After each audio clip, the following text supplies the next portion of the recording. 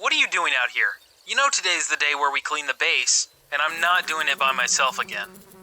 Oh hey, I was just building this new idea I had for a base. A new base? Are you stupid? We already have a base. A base you should be cleaning right now. No man, this base will be way better. It'll have a swimming pool and a golf course. Ooh, and one of those chocolate fountain things. Man, we really need to put in another request to command for some marshmallows. Listen, I'm not gonna stand out here in the hot sun all day watching you make sandcastles while there's work to be done. You know, if we just build a new base, we wouldn't have to clean the other one. And then when this one gets dirty, we can just build another base. No, we can't just build another base. You can't just build a new.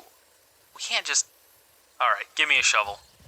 You know, making your own maps make you kind of realize how difficult it is to really follow up some real classic maps. I mean, hey, who would want to put themselves out there and try and make something better than Bungie did? Anyway, welcome back. Today, we're going to be looking at some more maps that I made.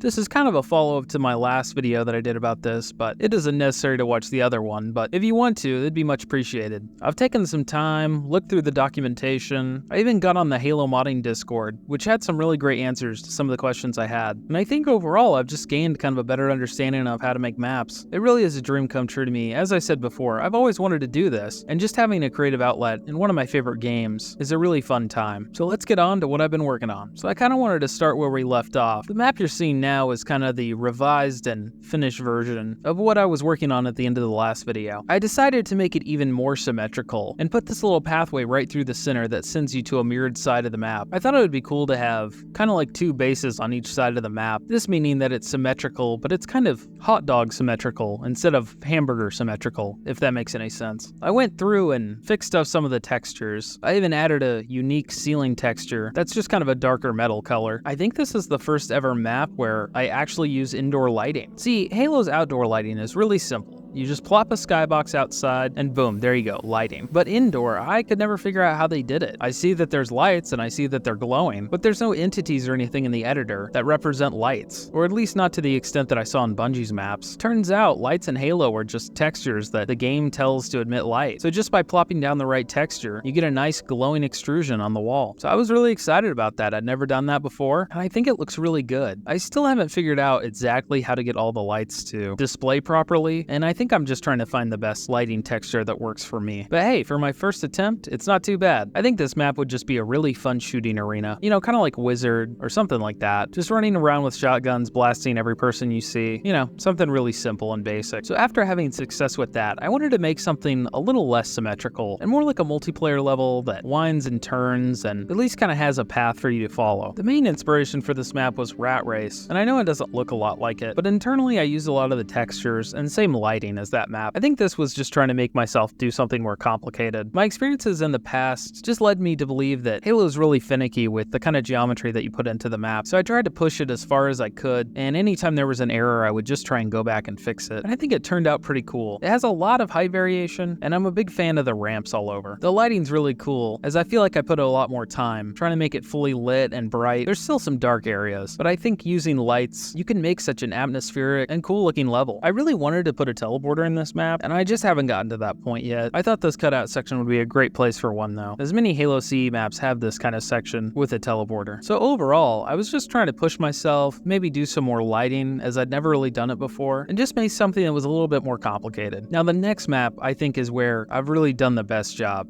and I put a lot more work into this one, so hopefully it looks pretty good. Now I don't know if this one looks familiar at all to anybody, but it is slightly based on the Halo 3 map Foundry. I always loved that map, and it was the first place that really let you forge and create your own kind of levels. So it's a really special map to me, and I thought it would be cool to make kind of a recreation of it in CE. I even checked halomaps.org if anyone had kind of remade this map in CE, and there was a couple that tried to give it the same vibe and style as Halo 3, but there were none that went for a faithful Halo CE recreation. I wanted to give it kind of a Hingham High vibe by using the textures and different lights from that map, because Hingham High is a really special map to me in Halo CE, and Foundry is such a special map to me in Halo 3 that I thought it'd be a really good connection to kind of draw between them. It's kind of interesting how similar it really feels. I mean, you have the new aesthetic, but jumping in between these higher positions and grabbing a gun, ducking behind cover, and going under these little bridge things really brings me back to that time where Foundry was at its peak. The lighting of this map is really interesting, as I also copied Hang'em High's lighting scheme. Partially, Hang'em High is lit by a skybox that shines in through the roof, but the other part are these blue glowing lights that kind of radiate light everywhere. So that's kind of the same vibe I went for. I just textured a lot of the edges of the maps, also have the same lighting effect on them, and I think it came out really well. I never realized how much light added atmosphere to Halo levels, and it's an important aspect I never really considered before, so I'm glad that I tried it on these newer maps. I think in general I'd like to recreate some newer Halo maps in the CE style, or in just general, make some wacky or nonsensical geometry that kind of turns into a cool map. A lot of the dig site maps that have come out have been inspiring me lately. They're very crude and vague, but it really brings me back to that early 2000s level design feel. I've even been taking a look at MechAssault's level design and kind of seeing what was so special to me at the time. I don't know, I might make a video about that soon, so stay tuned. Anyway, I'm very proud of these maps, and although they're not much and probably not the most amazing to play, they've given me that feeling that I've wanted for a long time. The ability to create spaces in this universe that I like so much. My skills are definitely hindering me in regards to my imagination, but hey, I think if I keep working at it, I'll probably make something really, really cool. So stay tuned. I hope you liked this video, and thanks for watching.